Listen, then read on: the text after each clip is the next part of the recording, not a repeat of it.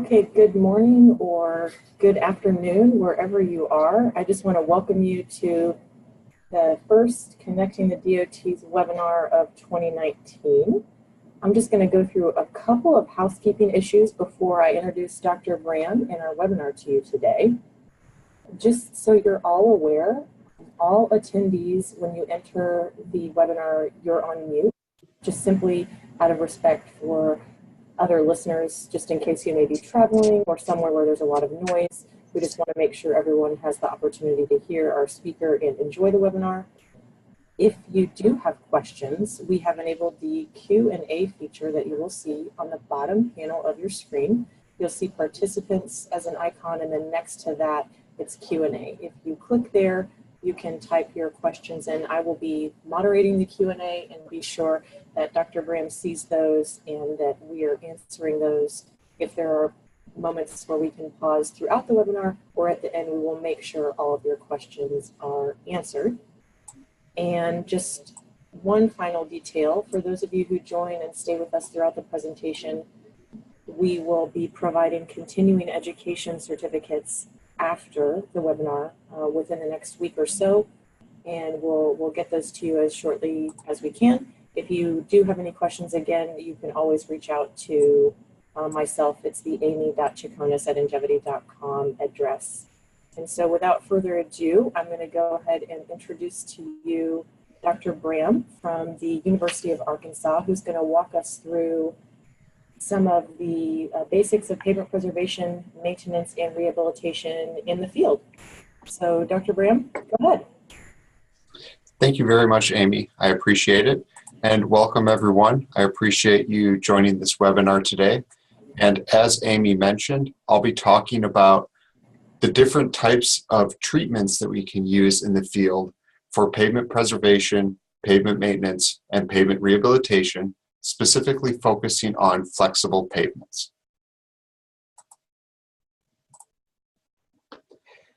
Before we start getting into the details, however, it is good to frame why this is important. And I like talking about the importance of roads. So if we look at the United States alone, our highway system is worth about $1.75 trillion. And our highway system is composed of about 2.6 million miles of paved roads, of which 95% are covered with asphalt concrete. And when we think about the condition of our roads, there are losses that we have because of the poor conditions of our road or the poor conditions of our infrastructure. And that includes approximately $160 billion wasted in time and fuel due to traffic congestion, and approximately $112 billion in repairs and operating costs because of deficient pavement surfaces. And if we look at ASCE, which is the American Society of Civil Engineering, if we look at ASCE's report card, they estimate that we would need approximately $420 billion to raise the roads from a grade D, which is what they were in 2017, up into a grade of A. And currently we spend only about $92 billion. So obviously we have a pretty big disconnect here. We have all of these roads worth about $1.75 trillion, and quite a few of them are in poor condition, and we're not spending nearly enough to get that back up to what we need it to be. And I believe a very good solution to this is the use of pavement preservation, pavement maintenance, and pavement rehabilitation. And when we think about pavement preservation, pavement maintenance, and pavement rehabilitation, it's good to think about what is the purpose of a pavement. And overall, the most important thing is a pavement must provide a safe traveling surface. If we're not providing these safe traveling surfaces to the traveling public, our pavements are not performing their primary function. Pavements must also provide the structural capacity for the loads that are applied. So whether it's passenger vehicles or semi-trucks on highways, we want to make sure that those roadways can bear the loads that are being placed on them. We also want to make sure that the roads are able to drain water away from the pavement structure. It is not desirable to have water in the pavement structure, so any way we can prevent that water from seeping into the pavement structure is a benefit. So we want to do that by controlling the drainage of water. On that interface between the tires and the surface of the road, we want to make sure there is enough surface friction to prevent any sort of vehicle slippage, so cars can stay on the road traveling at the safe speeds and they don't slide off the roads. And then finally, we want our roads to be smooth, because drivers are very conscientious when there are rough roads, so providing that smooth travel surface is very important. Now, how does pavement preservation, pavement maintenance, and pavement rehabilitation, how do those treatments fit into this pavement's purpose? Well, here we can see a graph that many of you have probably seen before, and we have our pavement condition on the y-axis and our pavement life on the x-axis. And as we know, over time, pavements deteriorate, and we have to do something to those pavements when they reach what is called the terminal serviceability, or when they reach a point where it's the proper time to apply a treatment. So you can see here the difference between a chip seal, which is an asphalt emulsion or a hot applied asphalt based surface treatment, and a 2-inch overlay, which is a very common maintenance treatment used across the United States. And you can see here that pavements deteriorate over time, and when you apply either a chip seal or a 2-inch overlay, that pavement condition returns to a better state, and the deterioration starts again, and the cycle goes on. And it's very nice to look at these types of plots when comparing different treatments. So we're going to be discussing several different treatments today, and it's very good to see how these different types of treatments behave. So the treatments that we'll specifically be looking at today include surface treatments, and surface treatments include fog seals, chip seals, slurry seals or microsurfacing, and crack fills. We'll also look a little bit at overlays, including ultra-thin bonded overlays and standard overlays. And then we'll look at some structural pavement rehabilitation treatments, cold-in-place recycling, and full-depth reclamation. Now, this is by no means a complete list of all the different treatments that are out there.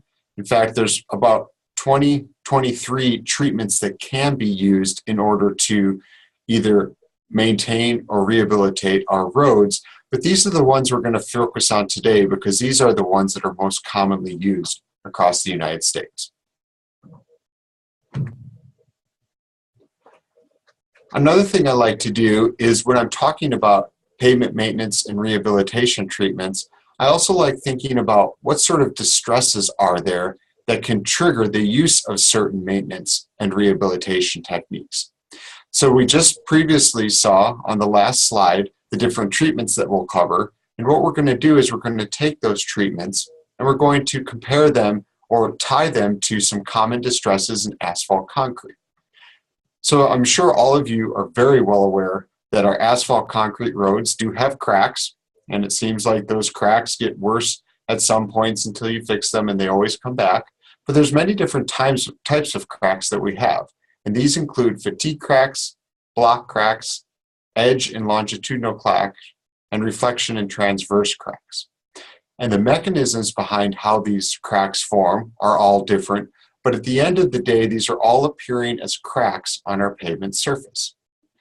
Another type of distress are potholes or patches that turn into potholes. So especially in northern climates, if there's any sort of significant distresses in the pavement surface, we may put a temporary patch on those, and those patches do deteriorate over time. So patching and potholes go hand in hand.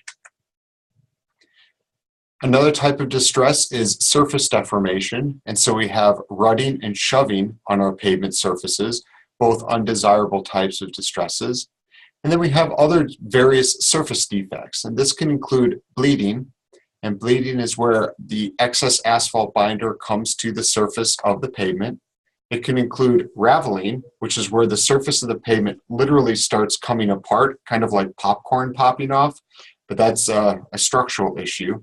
And then also polished aggregates. So as the tires go over a roadway, it could perhaps polish those aggregates and reduce the surface friction. And there's also other miscellaneous stresses out there, for example, water bleeding or pumping. But these are the primary distresses that we see in asphalt concrete pavements. And what we'll do next is we will map the treatments on the previous slide to the distresses shown on this slide. So we would use fog seals when we have either surface oxidation or mild raveling. We can also use fog seals if there is extremely minor cracking.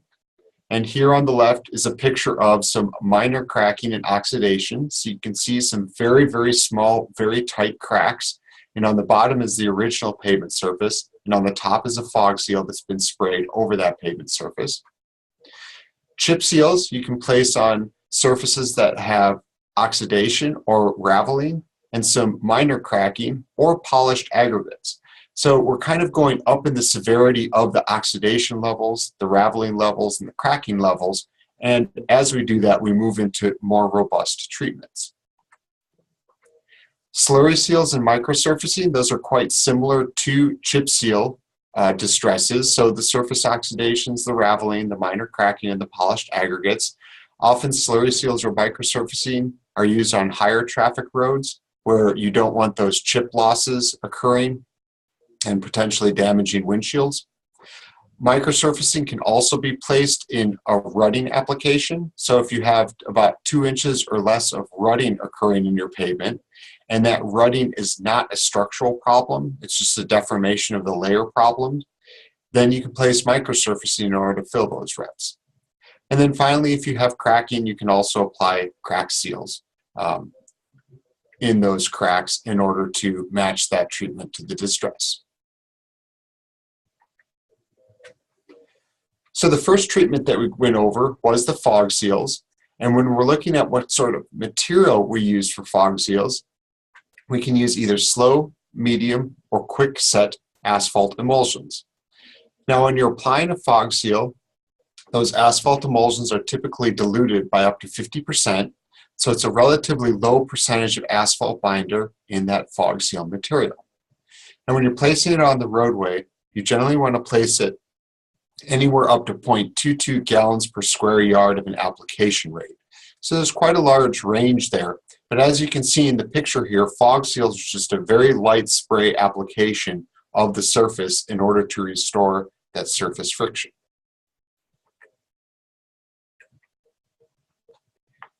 Now, when we're looking at fog seal construction, when you get out there on the road, the first thing you want to do is you want to broom the existing pavement surface in order to clean it, because if you spray anything on a dirty surface, that sprayed material will simply stick to the dirt, and then when traffic goes over, it'll pull right off. So you want to make sure you have a very nice clean surface. Here's an image of a spray distributor that's spraying some fog seal on a roadway.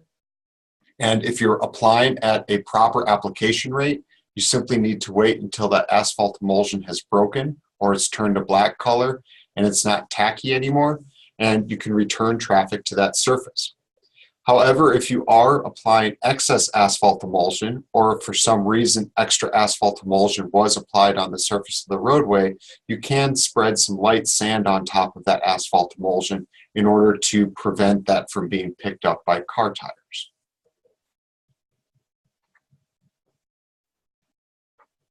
The next material that we'll cover is chip seals, and chip seals, like fog seals, have a distributor in front, and that distributor can either place a quick set asphalt emulsion or it can place hot asphalt cement.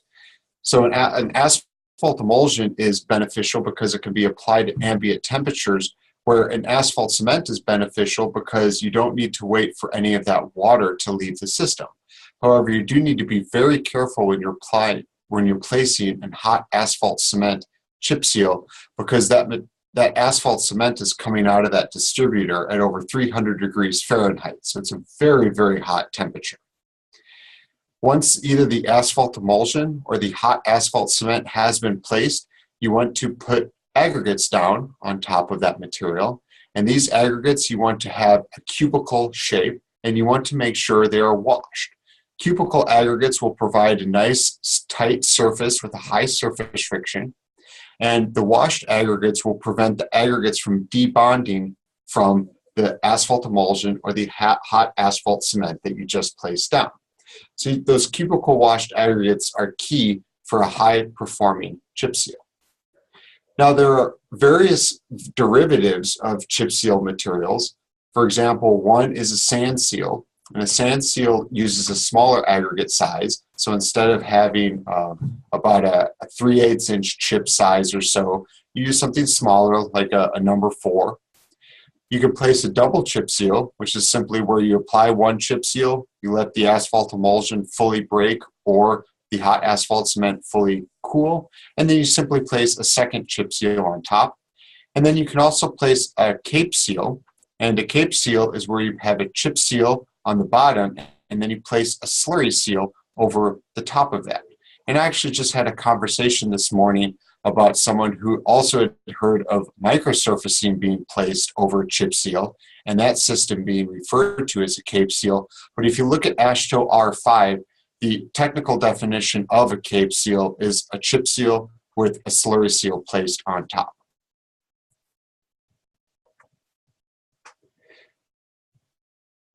When we look at the chip seal construction, like a fog seal, we want to make sure we have a nice clean surface that we're placing either our asphalt emulsion or hot applied asphalt cement on. So we want to make sure we broom that surface to clean it.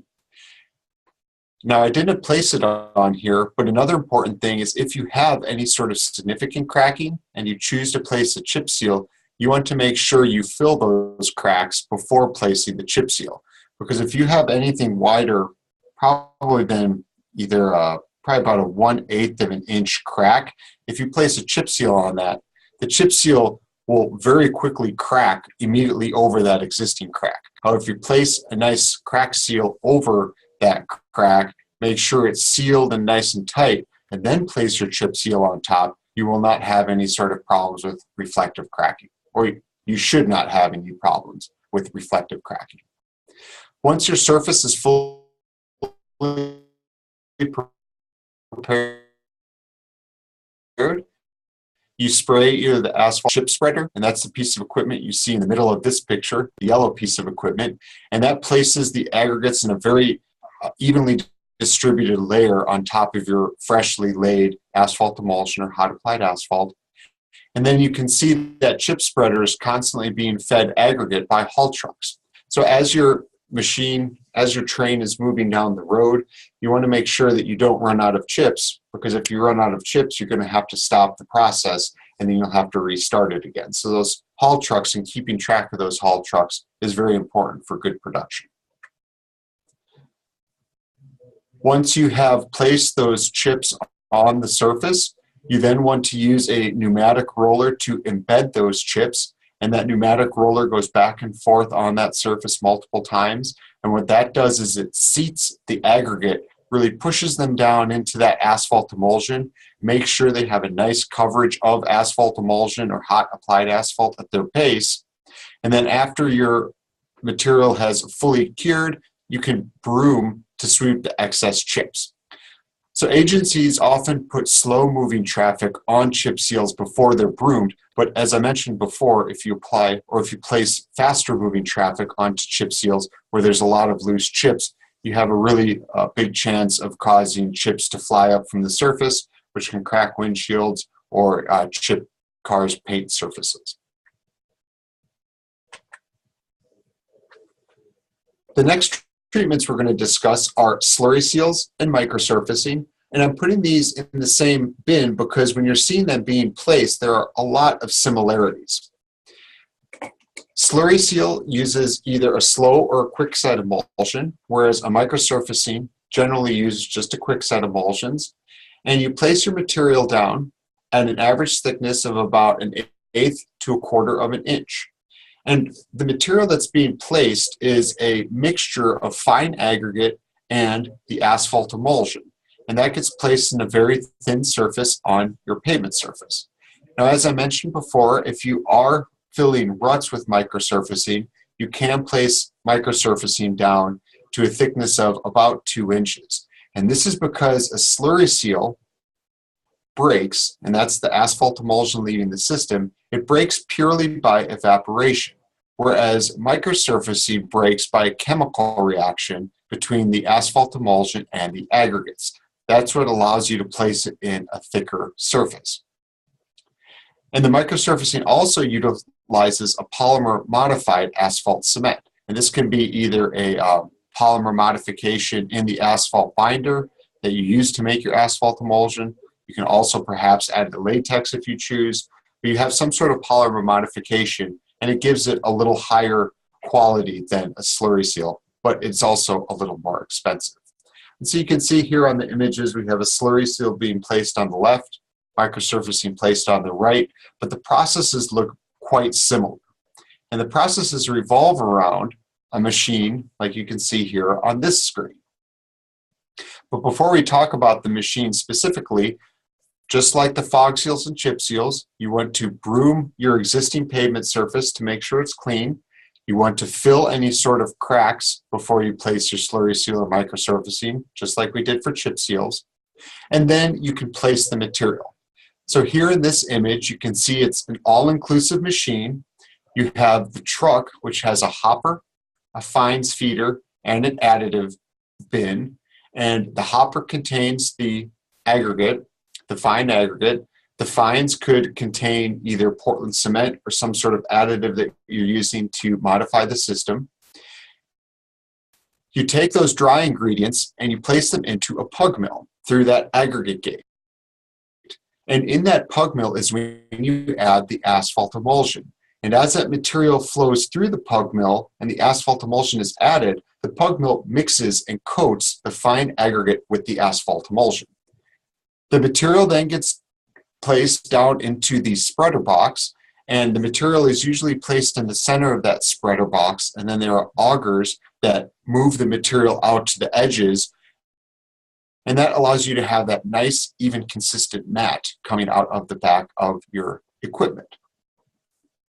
Now, it's not required, but sometimes you will see rollers on either slurry sealing or microsurfacing, and that's only if you have any sort of concern with the product as it's being placed. But really, the most important thing with our slurry seal and microsurfacing is this main piece of equipment that you see in this image here. Now, the last treatment that we're going to talk about in this set is our crack seal. And for crack seal materials, you can use asphalt emulsion, you can use hot asphalt cement, you can use asphalt rubber type materials, and you can also use silicone. So these are all kind of the asphalt based materials. And well, silicone, I apologize, is not asphalt based, but all of these are elastomeric materials. And that means that they have a low modulus of elasticity and they easily stress. This is very, very important because it means that the cracks can open and close, and this crack filling material will open and close with that material and not allow any deleterious material, sand, dirt, or water to go down into that crack. So these are the types of crack sealing materials that can potentially be used. And this is the proper way to construct a crack seal. So I mentioned with the chip seals and the slurry seals and the microsurfacing that you need to properly treat the cracks before placing those treatments. Well, this is how you would do that with your crack seal construction. So you first want to make sure you clean your joint. That means you get any sort of material that's in that joint out of that joint. And that is, again, because if you place your crack sealing material into a crack that's dirty, the crack sealing material will adhere to that dirt and it will not adhere to the crack itself, and it will pop out relatively quickly. And you can clean cracks with air compressors, joint plows. You can even saw an existing crack to make a crack that has very nice straight edges. You can blast the crack with water, but you want to make sure it dries before you place any material in there, unless it's compatible with water. Or you can use a wire brush cleaner. So a whole slew of different types of material, different crack construction techniques here when we're cleaning out the existing joints and the existing cracks. If you are applying a hot applied material, you need some sort of equipment that will melt that hot applied material so you can place it when it's in a liquid form. If you're placing a cold applied material, you need to make sure that you have pumps in order to pump that from the tank into the crack. And before I go on, I just want to point out this image here is just an image of one type of crack material, and you can see it's pretty convenient. There's one person that is filling the crack, someone's driving the truck, and as they move across that parking lot, you can imagine it's the same process as if you're on a road, but you're filling the cracks as you go along. So we've covered fog seals, crack seals, slurry seals and microsurfacing, and also now crack seals. Now, before we go into the next topic, though, because we're going to transition from these surface treatments to more structural type treatments, which I'll explain here in a minute, I do want to remind you that if you have any questions, I would be more than happy to answer them as we go along. And if you simply go to the Q&A question box, you can click on there and you can type a question in. And as those questions come in, I would be more than happy to answer them.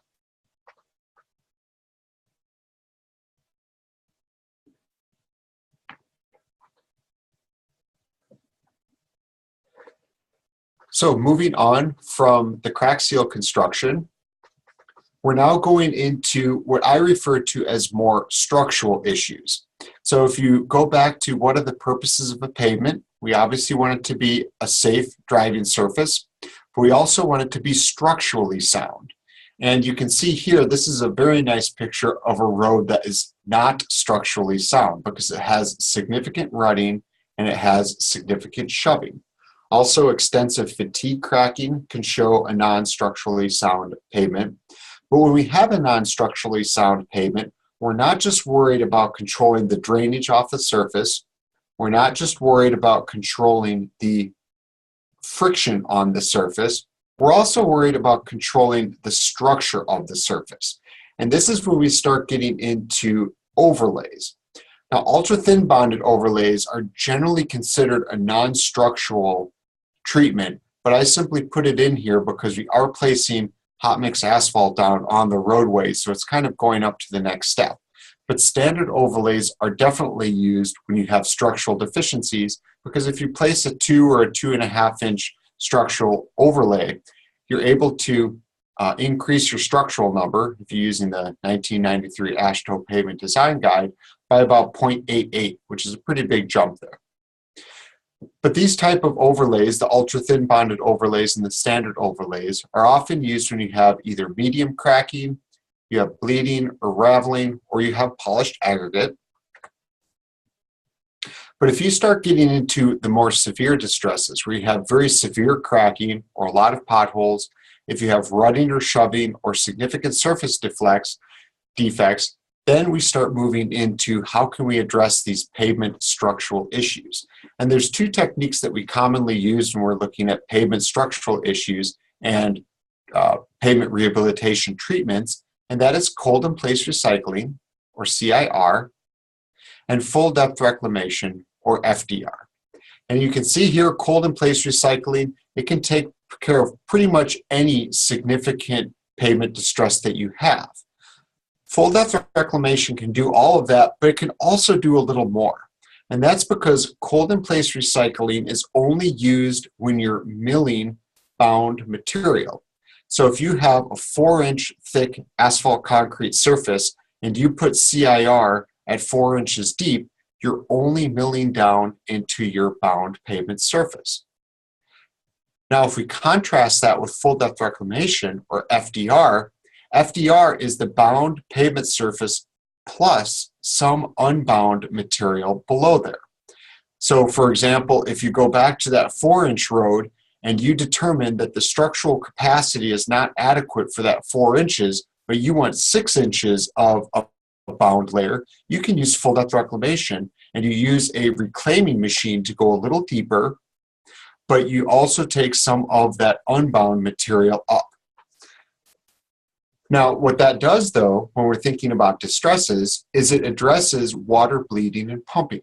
And that's because you're getting down into the unbound material and you're starting to work with that material where that bleeding and pumping originates from. So like we did before, we're going to go into talking about the materials used for these treatments, and then also just an overview of the construction for these treatments. So for ultra-thin bonded overlay materials, this is very important that you first have a polymer modified asphalt emulsion tack coat.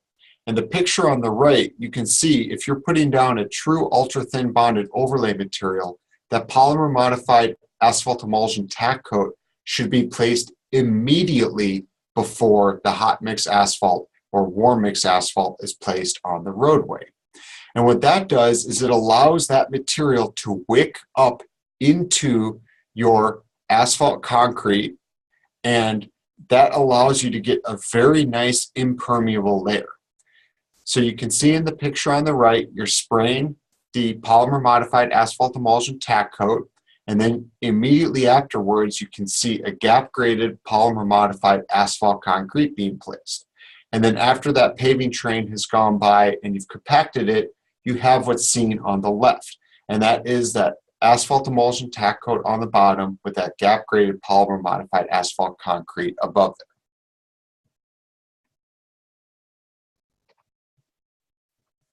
Now, when we're thinking about ultra-thin bonded overlay constructions, you need to have your haul trucks for both the asphalt emulsion and the hot mix that you're placing. It can be hot mix or warm mix.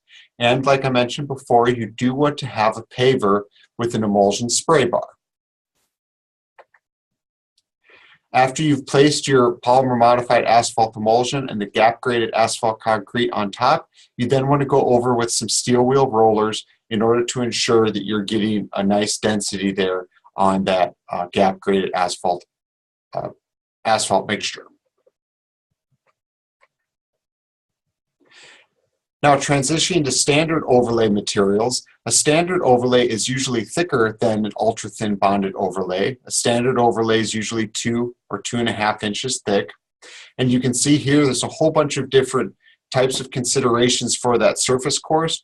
You usually have a finer gradation because that provides a smoother and a quieter ride. So when you look at the different types of asphalt concrete in a pavement structure, as you go down in the pavement layers, you get larger aggregates with lower asphalt binder contents, which means they're a little less expensive, but those don't provide that smooth and quiet ride. So as you move up in the pavement structure, you generally get smaller aggregates, which gives you slightly higher asphalt cement contents. But again, that is what gives you the smoother or the quieter ride. Now, when we're thinking about the standard overlay construction, we have our hot mix asphalt haul trucks. So on the far left side of the picture, you can see the haul truck that's bringing the hot mix asphalt to this job site. And then we say here that a material transfer device is optional, but the more I hear about material transfer devices or MTDs, the more I think that every job using either hot mix or warm mix should have one of these. And what these material transfer devices do is they take the entire truckload of asphalt concrete and then they remix it right on the job site and then place that remixed material into the hopper of the paver. And what this does is it removes 2 types of segregation. It removes aggregate segregation. So if you've ever been to a hot mix plant and watched these trucks be loaded, the larger aggregates tend to roll down to the sides when they're pouring them in from the silo into the truck. So you have some size segregation there. And then if you're on a job site and that truck starts lifting up, usually the larger aggregates roll down first and the smaller ones come down second. Now, I'm kind of exaggerating this. It's not like you have baseballs coming first and then sand coming last, but there is some segregation that is occurring when this happens. So that's a material segregation, but I also think thermal segregation is very important too. And that's because as those haul trucks are moving down the roadway, they cool on the top and around the edges, and they kind of form a shell sometimes depending on the haul distance. And when you put that in the material transfer device, it mixes all that back together, so everything's the same temperature. And if you've ever been able to look at a recently placed overlay, a thermal image of a recently placed overlay, if you have a material transfer device, your temperature will be exactly the same across the entire mat. there's a chance if you don't have a material transfer device, there'll be very high temperature changes depending on where you are in the mat. And the biggest problem from that comes when you need to compact your material. So when you need to compact your material with a roller, if you have thermal segregation, you're going to get less density at those cooler areas, and you're going to get more density at those warmer areas. And that can be a really big problem then on that overlay when you're doing your QC on the product that has been placed. So I probably went into a little too much detail there on the material transfer device, but I get very excited when I start thinking about thermal and material segregation. And I do want to thank the participants because we've had a couple of questions come in, and when I come to a good breaking point, I'll start answering the questions as they come in. But please keep them coming, and then I'll come back and answer them as we go along. So for cold in place recycling, here is a cold in place recycling train, and for the material side, you usually use either a medium or slow set asphalt emulsion. You then take your milled material that's being milled there on the job site, and you can mix it with this medium or slow set asphalt emulsion. And you can also mix it with a variety of other additives, including lime, Portland cement, fly ash, kiln dust additives, and there's probably more out there, but these are kind of the high hitters.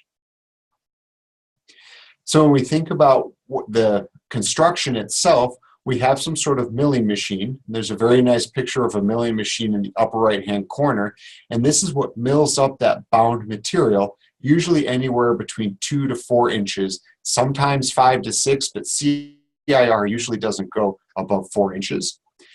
Now, some of this equipment is optional, some of it's standard. One of the optional pieces of equipment is your screening and crushing units. So if you're looking for a very specific gradation, you can have a screening and a crushing unit, and that will ensure that there'll be no oversized particles.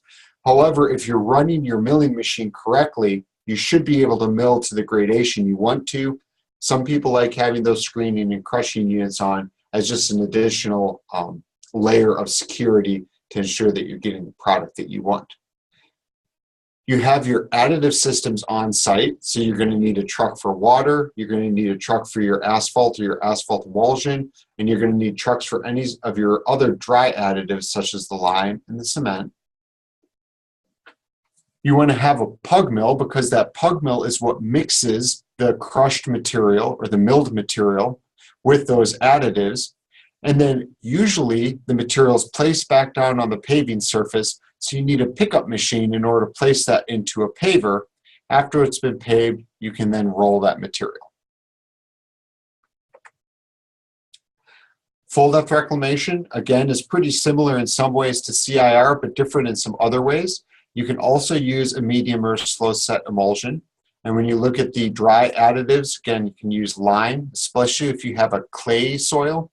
So the nice thing about full depth reclamation is it does go down into those unbound materials, and that could be an aggregate, engineered aggregate base course. So if you're on a DOT job where they had a very high quality base course, it could be a base course, or you could be milling or reclaiming directly down into the existing soil. So if you have a very clay soil, you might want to add some lime in order to neutralize that soil, the clay in that soil. But Portland cement, fly ash, or kiln dust, those are all cementitious materials, which give you a little extra strength. Now, another option here with both CIR and FDR, I apologize I didn't mention on the CIR, but you can also use asphalt foam. And asphalt foam is where you have hot asphalt cement, and you mix it with just a very small amount, about 1 to 2% of both air and water. And when that hot asphalt cement hits that water, the water immediately evaporates and expands, and it foams.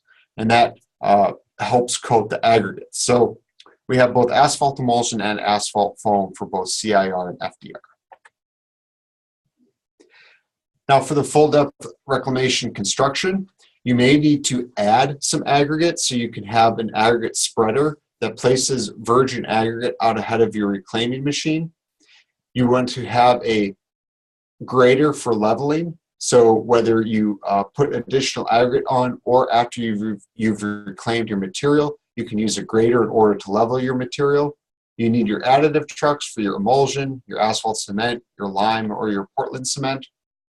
And then you need a milling head. And I apologize, that probably shouldn't say milling head. That should say a reclaiming head, because a milling head is generally associated with CIR because you're just milling the surface. But FDR reclaims not only the bound material, but also material underneath it. So you want to have a reclaiming head with an additive injective. That grader, like I mentioned before, can then be used to profile your surface, and then you compact. And the picture in the upper right-hand corner is a sheep's foot roller, and those knobs on that sheep's foot roller allow for a deep compaction of all that unbound material, because with FDR, you're looking at probably a minimum of 6 inches reclamation, but it can go all the way up to 18 inches depending on your job. So you want to make sure you get that deep compaction. You also want to have a steel wheel roller on there to make a nice level surface, and then you place some sort of surface course on top of there. So I went over quite a few treatments there. It was kind of being fed with a fire hose, but there are some very nice electronic resources. So I'm going to spend a little bit of time talking about roadresource.org. And if you're at a computer, you can pull that up right now. This website is a phenomenal website. And it's phenomenal for 3 reasons. One, it has, like I mentioned, there's either 21 or 23 different treatments listed. And it gives the background of those treatments, gives the materials you use, it gives your construction processes, all of these different bits of information about all of those different treatments. It's an absolutely fantastic resource. Another excellent thing about this website is it also has 4 calculators where you can enter information about your roadway network, and it will talk to you about which treatments are best for your roadway network through those 4 calculators. Now, this website is not for the faint of heart. It is a very involved website, but if you spend a little bit of time digging into it, it is an absolutely phenomenal resource. I really, really cannot recommend it enough. That's roadresource.org. The second electronic resource here is the FHWA Pavement Distress Manual, and you can see a URL for this. And I'm not sure, Amy, would it be possible to cut and paste that URL into the Q&A so people can then cut and paste it? If not, that's fine. You can just Google FHWA Pavement Distress Manual, and you should be taking. I think I can. Give me 1 moment. You can keep going, and I will do my best to see if we can get that to work. Thank you, Amy. I appreciate that. That's one disadvantage to these very long URLs is there's no way that people can try and type those efficiently. But again, if you Google FHWA Pavement Distress Manual, it'll pop up. And then finally, if you're interested in a little bit more extensive training, the University of Arkansas does have 3 certificates for asphalt emulsion training. There's an Introduction to Asphalt Emulsion, and Applications of Asphalt Emulsion, and Manufacturing of Asphalt Emulsion. And if you Google asphalt emulsion UARC, the UARC stands for University of Arkansas, it'll pop right up there on the top.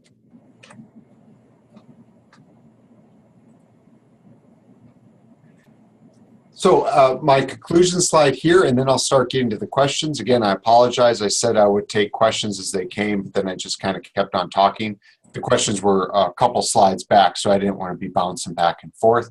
But in conclusion, I am a true believer that if we use proper roadway preservation, proper roadway maintenance, and proper roadway rehabilitation, we can really start addressing some of these significant issues we have with our current pavement condition. Start closing that gap of how much money it should cost in order to fix our roads to how much money we use.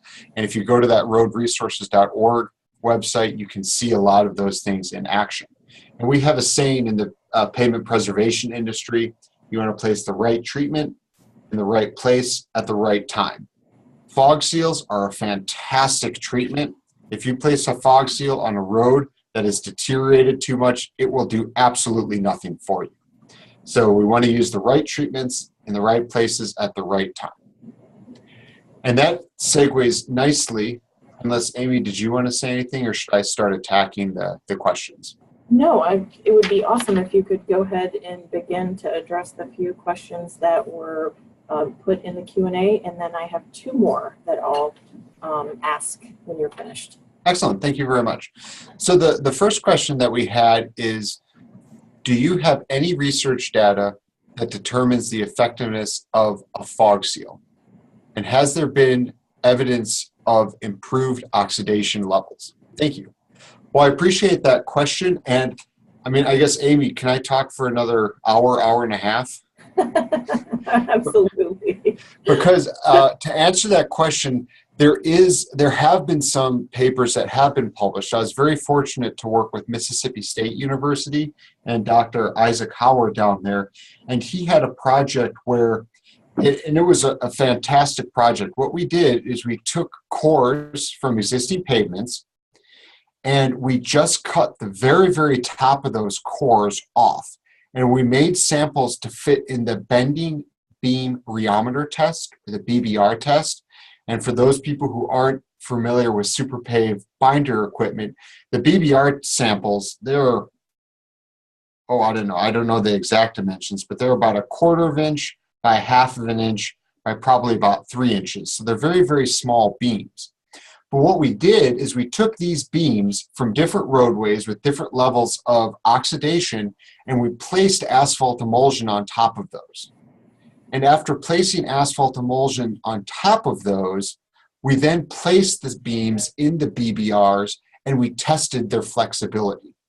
So the question is improving oxidation levels, and the answer is we did see differences when we placed that asphalt emulsion on top. And we explored a whole slew of asphalt emulsion samples, and we did see a difference.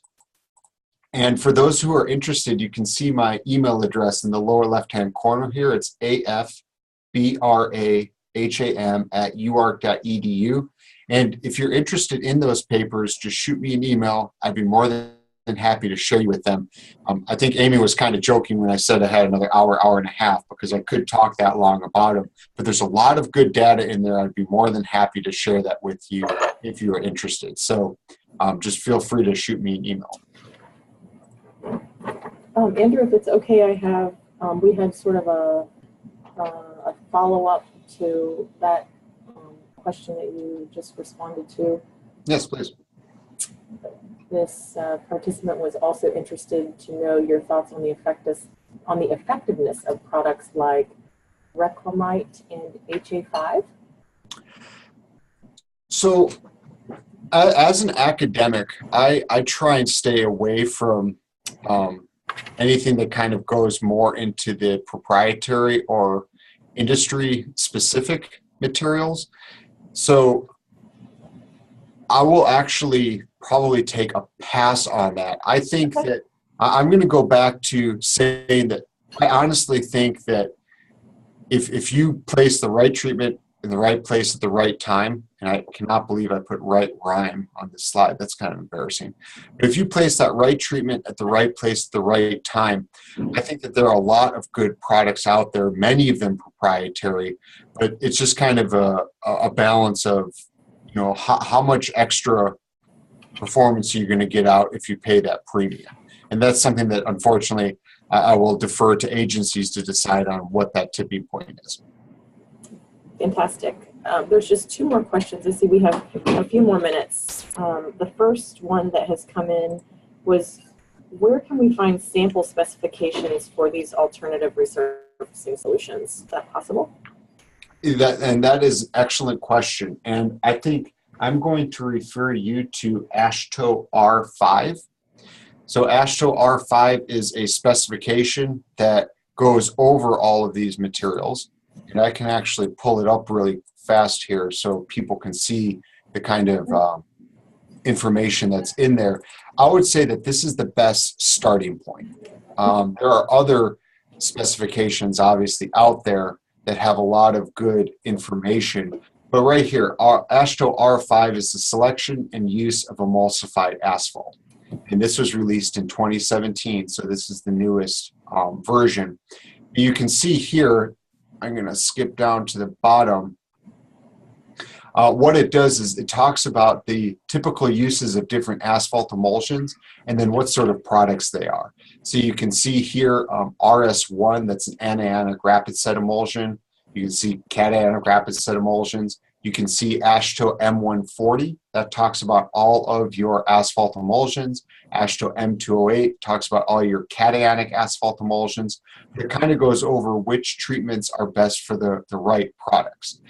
And something that we're currently rolling out, the AASHTO also has an emulsion task force group, and they're currently rolling out performance specifications for materials, design, and construction of all of these surface and treatments. So for chip seals, for sand seals, for slurry seals, all the way down to cold in place recycling and full depth reclamation. So I know that they're done with cold in place recycling. I think they're working on currently the chip seal, the slurry seal, and the microsurfacing, but there are a lot of AASHTO specifications out there where if you kind of start following the rabbit trails, there's a lot of good information available. Awesome. One more that was mailed into us is, with only a handful of contractors available to do some of these processes, what would be some of your suggestions for things we could do to ensure we get enough interest from industry in order to get competitive bids? Well, so this is what I personally refer to as the chicken and the egg problem, because I think that there are so many fantastic product treatments out here, but I do fully recognize that there are not contractors necessarily at every location to address that. So I think if you're specifically looking for a new treatment and you're not quite sure, or if you're sure there's not a contractor in the area, I would recommend 3 different organizations. The first is EMA, AEMA, which is the Asphalt Emulsion Manufacturing Association. The second is ISSA, ISSA, the International Slurry Surfacing Association. And the third is ARRA, ERA, the Asphalt Reclaiming and Recycling Association. And all of these associations, they have websites, and you can find all of these associations on the roadresource.org. So I just spit out an alphabet soup of acronyms, but if you go to roadresources.org, all 3 of those organizations are on that website. But if you contact those organizations, I guarantee you, if you contact them and say, our agency wants to try this product or this treatment, however, there's no one in the area, I guarantee you that those organizations will put you in touch with a contractor who would be willing to do a little extra traveling to do 1 or 2 test sections. Because I guarantee you, if your agency is going to use that product more and more, the contractors will come. But I also understand that that first step is difficult. So reaching out to either EMA, ISSA, or ERA and asking, could you perhaps recommend a contractor who may be willing to come in for a couple of test jobs? If those are successful, I think that's something that can get the ball rolling and will hopefully bring more contractors in and start driving those prices down so that it becomes even more competitive in your area. Yeah, that makes sense. If you see, we have 2 more questions that have just come in online. If you can see those, would you like to tackle those? Sure. So the first question is, I'm actually going to briefly read them before I just start reading them out loud. Okay.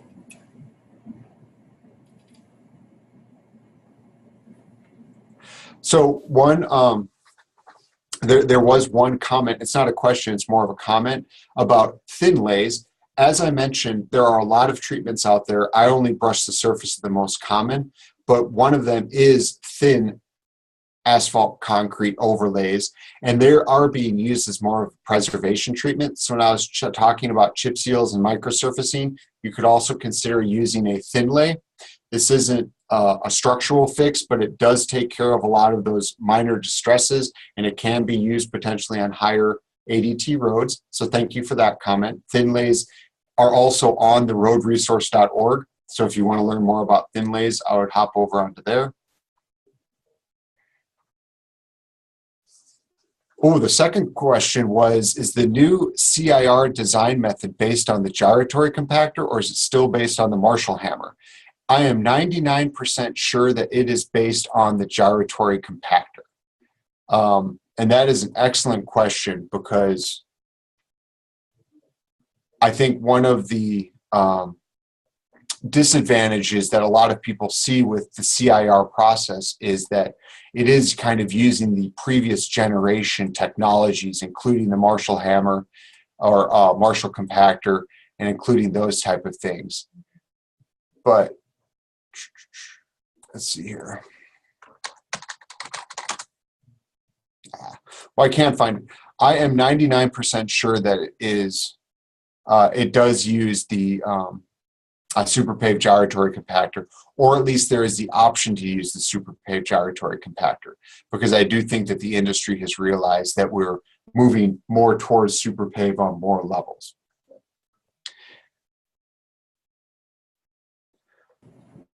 And the third question is, do you have a recommendation to tackle reflective cracking? We have issues with super pave mixes overlaying asphalt brick streets, and the brick patterns reflect upwards, and removing the bricks is not an option.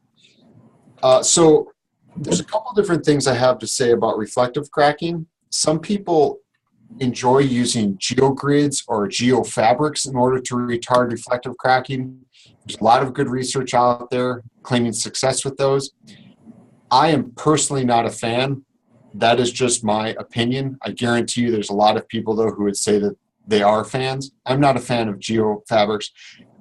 And the primary reason is once you put that fabric in, you can't get it back out. So it's not going to go anywhere. So if you need to mill that material back up, or if you maybe want to do something with that pavement structure, that fabric will always be there and you're always going to have to deal with it. That being said, there are a lot of fans of geofabrics or geotextiles, which can help retard reflective cracking. Other alternatives to address reflective cracking are interlayers. And there's quite a few interlayers that are out there, but these interlayers are usually a very fine aggregate mix, so 4.75 millimeters or less, and they use a highly polymer modified asphalt binder. We're talking about higher than 3%. It depends on what you're using, but it's more than the standard polymer loading. And what this does is it's a very, very ductile mix. So there's a lot of give with that. And there have been a lot of success stories out there using these inner layers that are highly polymer modified in reducing reflective cracks. Now, I think another option to reducing reflective cracks, and this is kind of my personal option as well, is if it's all flexible pavement. I know reflective cracking can come through on Portland cement concrete, especially at joints, and also on bricks.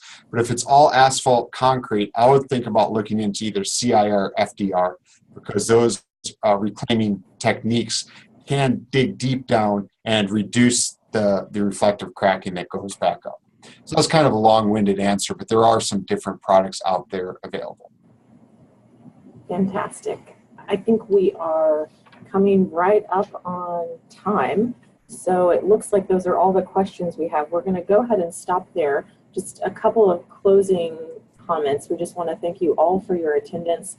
Thank you, Dr. Braham, for being with us today. When you receive your continuing education certificate by email after this webinar, we will include in that email a PDF copy of Dr. Braham's slides, and so you will see his contact information and you'll be able to reach out if you need anything else from either he or myself. So we thank you again so much for today, and we encourage you to join us again for our next Connecting the Dots webinar. Thanks, and have a wonderful day. Thank you, Amy. All right.